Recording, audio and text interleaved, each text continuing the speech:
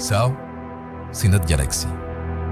Comment pouvons-nous croire, ne serait-ce qu'un instant, que nous sommes seuls dans ce tumulte et cet océan infini? Dans la Voie lactée, il existe entre 100 et 400 milliards d'étoiles. Autour de chacune d'elles, des mondes, des planètes et des systèmes entiers. Et parmi ces milliards de soleils, une étoile ordinaire. Le Soleil lui-même. Autour de lui, une poignée de mondes en orbite, et l'un d'eux est très particulier. Une petite planète rocheuse recouverte d'eau. La Terre.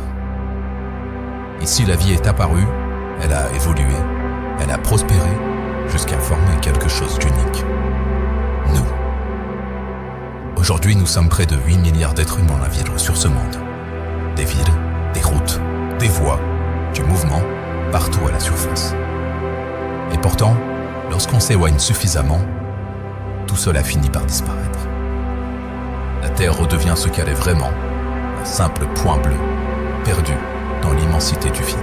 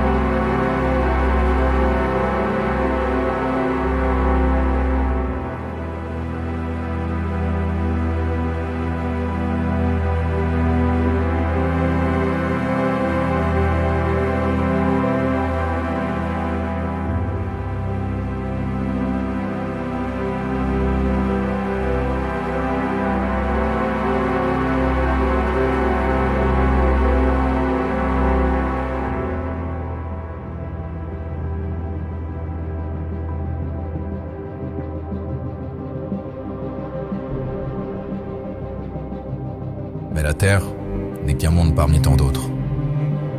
Depuis quelques décennies, les astronomes ont découvert quelque chose d'extraordinaire. Des planètes en orbite autour d'autres étoiles. On les appelle les exoplanètes. Et aujourd'hui, nous en avons identifié des milliers. Mais ce n'est probablement qu'une infime fraction de ce qui existe réellement. Certains de ces mondes sont rocheux, d'autres sont recouverts d'océans, et quelques-uns se trouvent dans une zone très particulière. La zone habitable. Une région autour de leur étoile où la température pourrait permettre à l'eau liquide d'exister. Et là où il y a de l'eau sur Terre, il y a de la vie. C'est pour cela que les scientifiques scrutent le ciel sans relâche, à l'aide de télescopes toujours plus puissants.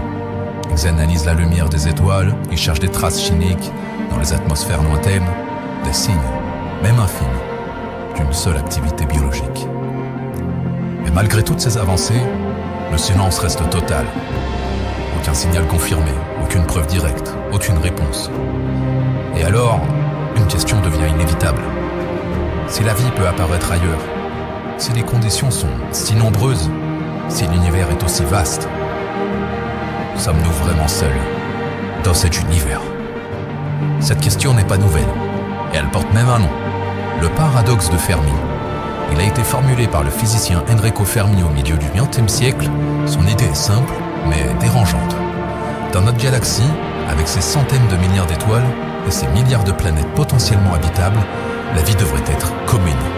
Et la vie intelligente pourrait même être abondante. Alors si cela est vrai, où est tout le monde? Pourquoi nous ne voyons aucun signal, aucun contact et aucune trace d'autre civilisation? Depuis cette question, les scientifiques ont proposé plusieurs hypothèses. Peut-être que la vie n'apparaît que dans des conditions exceptionnellement précises.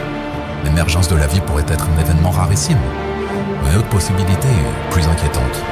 Les civilisations technologiques pourraient avoir une durée de vie très courte. Catastrophes naturelles, guerres et effondrement environnemental. Peut-être que beaucoup de civilisations apparaissent mais disparaissent avant de pouvoir explorer l'espace. Et ces civilisations avancées existaient, mais communiquaient d'une manière que nous ne comprenons pas. Nos instruments ne captent peut-être qu'une infime partie du réel, comme si nous écoutions l'univers avec une radio réglée sur la mauvaise fréquence. Certains vont même encore plus loin. Peut-être que nous sommes observés, mais volontairement ignorés. Une forme de forêt cosmique où chaque civilisation se tait par simple prudence. Aucune de ces hypothèses n'a été confirmée. Mais malgré des décennies de recherche, le ciel reste silencieux. Alors une dernière question demeure. Le silence de l'univers est-il la preuve que nous sommes seuls ou simplement que nous n'avons pas encore appris à